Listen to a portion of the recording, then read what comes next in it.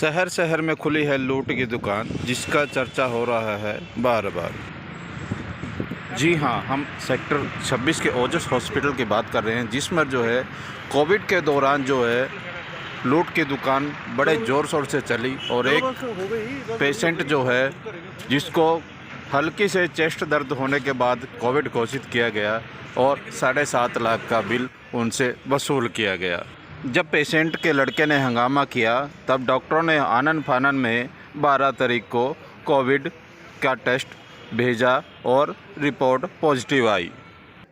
अब कोर्ट के द्वारा ओजस हॉस्पिटल के 2 डॉक्टरों पर 420 का और अन्य धाराओं का केस हुआ दर्ज।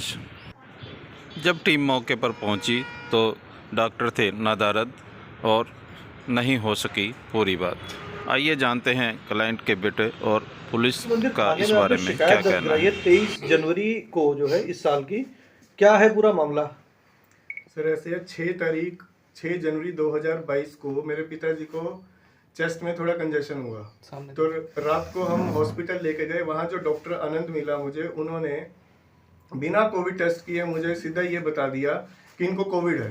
किस हॉस्पिटल में ले गए थे? ओजस हॉस्पिटल में, सेक्टर 26 पंचकुला में। बिना टेस्ट किए बोल दिया कि कोविड है और वो भी डेल्टा वाला, जो उन्होंने मुझे बताया। उसके बाद मैं थोड़े दिन बाद देखा, फिर जब तक मुझे हेल्थ डिपार्टमेंट ने कांटेक्ट नहीं किया, फिर मैंने उसके बाद वहाँ पे शोर मचाया, तो उन्होंने आरटीपीसीआर टेस्ट किया, तो उन्होंने हेल्थ डिपार्टमेंट को इन्फॉर्म किया। मतलब 6 जनवरी 2022 को आपने अपने पिताजी को ओजस हॉस्पिटल में भर्ती कराया, उन्होंने बिना कोविड टेस्ट किए आपके पिताजी को कोविड वार्ड में डाल दिया। ठीक है, अब आपने शोर कब मचाया उस चीज को लेकर के? 11 तारीख को। अच्छा, 11 तारीख को उन्होंने कोविड की जांच की आपकी? 11 तारीख को उन्होंने आरटीपीसीआर टेस्ट करके वो भेजा वहाँ पे। तो 12 तारीख को मुझे हेल्थ डिपार्टमेंट से फोन आया कि आपके घर में कोविड पेशेंट है, आप जांच करवा लीजिए। तब मैंने हेल्थ डिपार्टमेंट को बताया कि 11 नहीं, मेरे पिताजी तो 6 तारीख से एडमिट है। फिर उन्होंने बताया कि हमारे पास तो ऐसी कोई इन्फॉर्मेशन नहीं है। तो जब वो ठीक हो गए, ठीक होने के बाद मैंने उनको आरटीआई लगाई। तो आरटीआई में आया कि it is mandatory to inform health department, Covid है अगर तो उनको बताना जरूरी है, लेकिन नहीं बताया। फिर आरटीआई से ही खुलासा हुआ कि उनको 12 तारीख को कोविड डिक्लेयर किया जब मैंने शोर मचाया। तो 6 तारीख से 12 तारीख तक बिना कोविड के कोविड वार्ड में रखा गया। ये क्यों रखा गया था? बाकी जांच का विषय। कोई जानकारी है आपको इस विषय में कि क्यों रखा गया? क्या रीजन था कि उनको रखा गया कोविड वार्ड में? रोज का 20,000 रुपए मिल रहा है। रोज का 20,000 रुपए का बिल बनता है। बिल बना रहे थे। रोज का 20,000 रुपए का बिल बनता है। कुछ आप ये भी बता रहे थे कि उनको क्या नाम है, हार्ट अटैक का भी कुछ उन्होंने मतलब दवाइयाँ वगैरह शुरू कर दी उस बीच में। हाँ, वो मेडिकल नेग्लिजेंस की वो अभी इंक्वायरी पेंडिंग है हेल्थ डिपार्टमेंट में। ये तो रिपोर्ट्स के ऊपर है, ये जो एफआईआर है ये है कि उन्होंने बिना कोविड के कोविड वार्ड में जो रखा है, ये उसके ऊपर है। नहीं, जब आप हेल्थ उसका हार्ट का बता रहे थे, क्या उन्होंने उस टाइम उनको दवाइयाँ दी कुछ उसमें? हेल्थ डिपार्टमेंट वो भी यही है कि जो हार्ट का उन्होंने इशू बताया, ना हमें हार्ट की पहले कोई प्रॉब्लम थी, ना हार्ट की डिस्चार्ज के बाद कोई प्रॉब्लम है।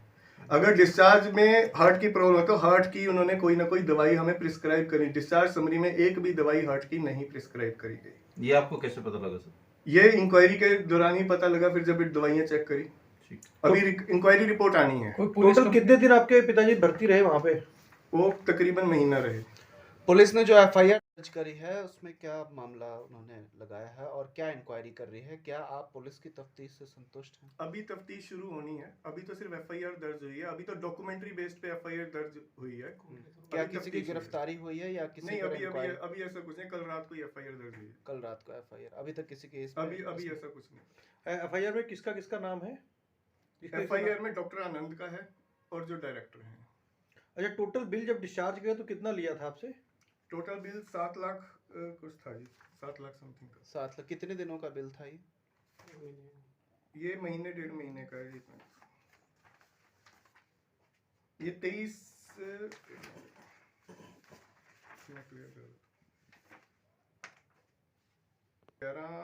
11 फरवरी का है।